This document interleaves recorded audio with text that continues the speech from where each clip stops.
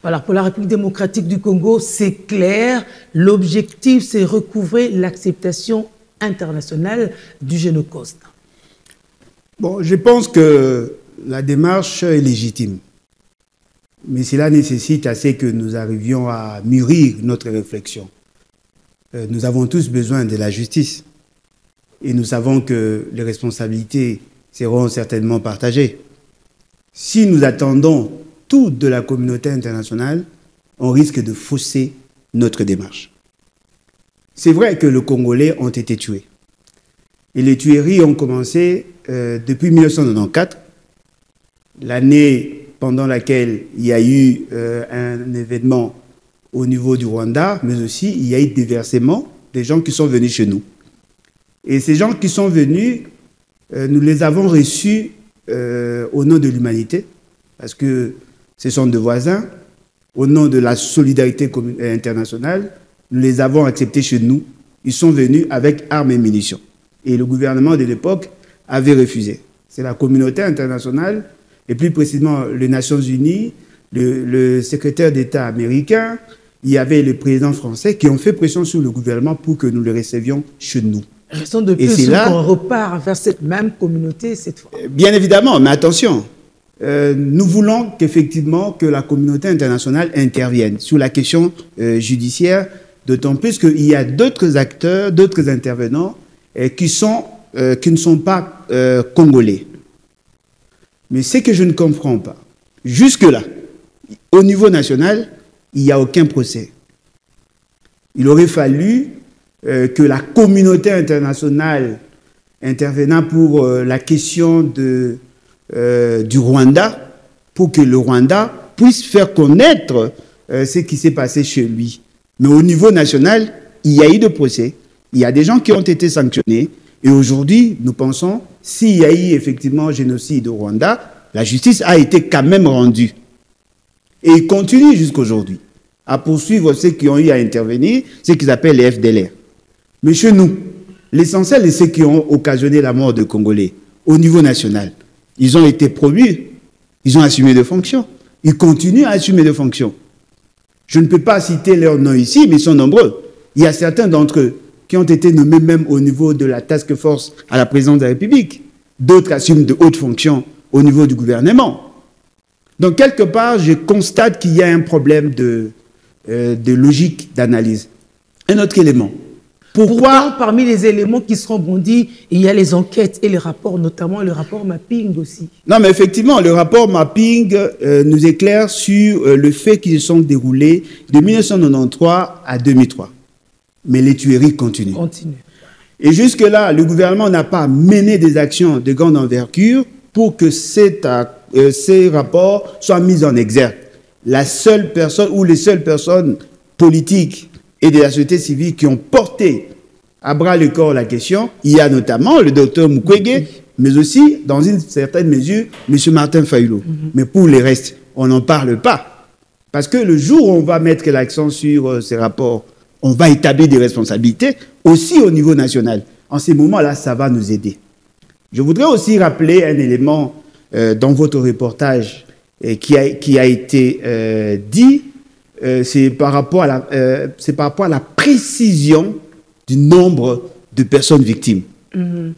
Je pense humblement que l'on doit documenter ce que nous disons.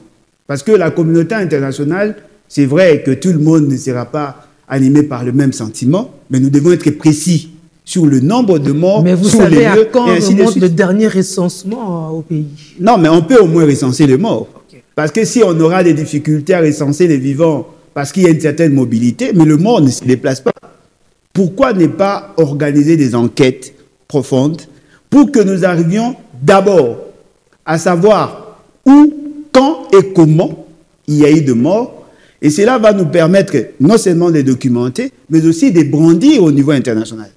Parce que généralement, lorsque nous parlons des génocides, depuis qu'on a commencé à en parler, et d'ailleurs c'est un combat qui a été mené par des jeunes de la société civile. Des jeunes, oui. Je tiens ici à les féliciter pour leur bravoure et surtout leur sens patriotique, parce que quand nous tous, nous étions dans l'hibernation, eux ont porté ces combats-là. Mais généralement, lorsque nous parlons de cette question, le nombre ou les personnes qui seraient tuées, le nombre vacille entre 6 millions et pour certains 15 millions. Mais pourquoi ne sommes-nous pas précis?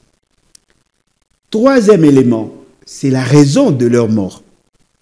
Parce qu'apparemment, et je l'ai suivi d'ailleurs dans votre... Mais c'est pour des fins économiques, tout ce qui se passe au Congo, on le sait. Alors, si c'est pour des fins économiques, parlerons-nous du génocide ou d'autres qualificatifs? Parce que si c'est pour des raisons économiques, c'est-à-dire l'intention de ceux qui ont tué n'était pas de faire disparaître les Congolais en les ciblant, peut-être pour des raisons politiques ou des raisons identitaires. Combien même ils auraient tué par millions, par milliers.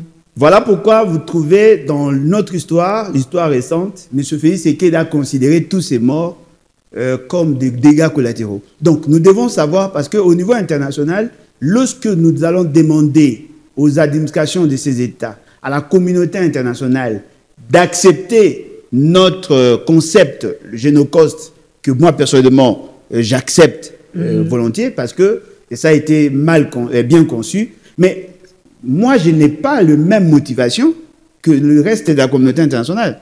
Si vous dites qu'ils ont été tués dans le cadre de la guerre et que les visées étaient essentiellement économiques, est-ce au niveau international, par rapport à la définition du génocide, peut-on parler du génocide ou il y a un autre qualificatif que l'on doit adopter? Donc tous ces éléments-là nous permettront à coup sûr d'avoir de moyens d'insister sur le fait. Je voudrais ajouter un autre élément, c'est par rapport à notre communication. Généralement, quand nous menons ces genres d'actions, il y a une sorte d'ambivalence dans notre démarche. D'un côté, on comprend qu'il y a eu de morts, et de l'autre côté, la communication va plus dans le sens de la réjouissance. C'est-à-dire, on préfère organiser deux foires au lieu de prendre le temps d'analyser le fait. Ceux qui ont eu à porter le combat et qui ont eu à concevoir le concept, apparemment sont écartés et on en fait une démarche politique. Aujourd'hui, on voudrait demander à ceux que l'on mette l'accent sur la justice. Mais quand le docteur Mukwege s'était déplacé pour aller voir M. Félix Tshisekedi, pendant qu'il y avait les consultations, il vous souviendra qu'il a eu à recevoir plusieurs personnalités. Je suis sûr et certain que dans sa gibecière, le docteur Mukwege en a parlé. Oui, ça c'est son combat depuis. Ouais. Alors, pourquoi M. Félix Tshisekedi ne s'est-il pas intéressé à ce qu'il a dit? Parce que si on avait commencé par là, probablement qu'il n'allait pas nommer Thomas Lubanga. Parce qu'il a été nommé au niveau de la présidence. Aujourd'hui, il a récidivé. Ceux qui portent le dossier, le rapport mapping, savent que grâce au rapport mapping, il y aura justement la justice. Parce que je ne vois pas comment peut-on construire la paix sans nécessairement mettre l'accent sur la justice. Nous avons besoin, la meilleure manière de plairer nos morts, c'est de leur rendre justice. Et fort malheureusement, jusque-là, je ne vois que le discours et nullement la volonté.